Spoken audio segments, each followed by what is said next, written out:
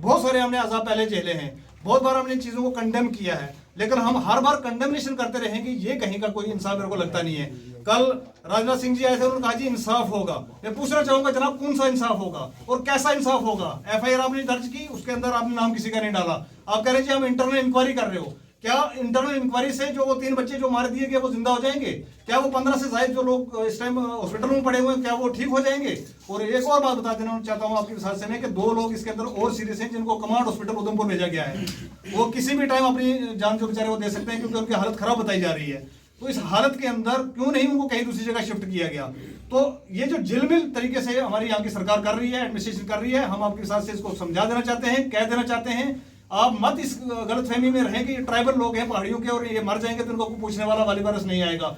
आज यहाँ पर हिंदू, मुस्लिम, सिख, ईसाई जो लोग हैं हमारे, जो दर्द दिल रखते हैं, जिनको पता है कि किसी के बच्चे मारे हैं, कल को हमारे बच्चे मर सकते हैं, वो सारे लोग एकजुटता हो गए हैं, एक जगह इकट्ठे हो गए हैं। और हम वार्न करते हैं कि 7 दिन के अंदर इन लोगों पे एफआईआर बाय नेम नहीं होती है, इनको अरेस्ट नहीं किया जाता है, तो हम धरने पे, प्रदर्शन पे उतरेंगे। फिर कल को सरकार हमने कहे कि यहाँ पर कोई लॉ एंड ऑर्डर की प्रॉब्लम खड़ी हो रही है, और हम इसी हालत में उतरेंगे। क्योंकि सरकार ने जब से भारतीय जनता पार्टी सेंटर के अंदर आई है और जब से हमारे स्टेट के टुकड़े किए हैं, तब से हमारे जम्मू कश्मीर की ये हालत कर दी है। जो हम नंगे बैठे हुए हैं, हम ये बताना चाहते हैं आप सब लोगों को कि नंगा तो हमें बहुत देर पहले से कर दिया गया है। आज कपड़े उतारने थे, वो भी आज हमने उतार लिए हैं। अब हम अपना जो राइट है, हमारा कॉन्स्टिट्यूशन का जो राइट है, उसको इस्तेमाल करेंगे और इसी हालत में हम प्रोटेस्ट पे बैठेंगे अगर 7 दिन के अंदर इनके ऊपर कार्रवाई नहीं होती है। अब आप कुछ पूछना चाहिए तो बता दीजिए। कंपनसेशन एक अलग मैटर है।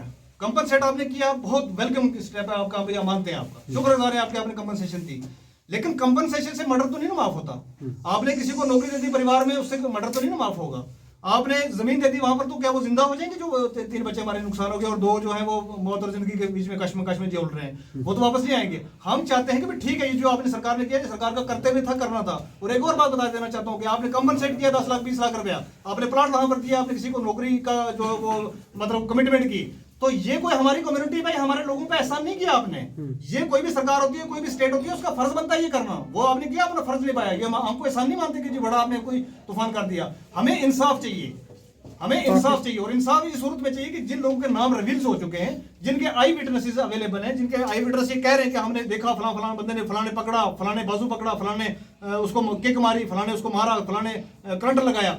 जब ये सारी चीजें ओपन हो रही है, तो मैं पूछना चाहता हूं कि हमारा एडमिनिस्ट्रेशन, हमारी पुलिस एडमिनिस्ट्रेशन कहां है? और खासकर मैं पूछना चाहता हूं एसएसपी पुंछ से, अगर आपको कोई दबाव है किसी का, एसएसपी पुंछ साहब अगर हमें सुन रहे हैं, मैं उनसे कहना चाहूंगा, अगर आपको किसी का दबाव है, किस ऑफिसर का दबाव है, आप मेल के जरिए, व्हाट्सएप के जरिए किसी का संदेशा भेज के हमारे तक पहुंचाइए किसका दबाव है। जिसका दबाव आप बताओगे कि भी फलां ऑफिसर का दबाव है, हम उस ऑफिसर का ऑफिस का घेराव करेंगे जाके। लगता नहीं है कि पाकिस्तान की तरफ से साजिश की जा रही है? उनको अपील हम कर चुके हैं, पहले वाले प्रोग्राम में कर चुके हैं, अब भी कर रहे हैं। लेकिन ये गैप बन किसकी वजह से रहा है? ये गैप जो बन रहा है एडमिनिस्ट्रेशन की वजह से बन रहा है।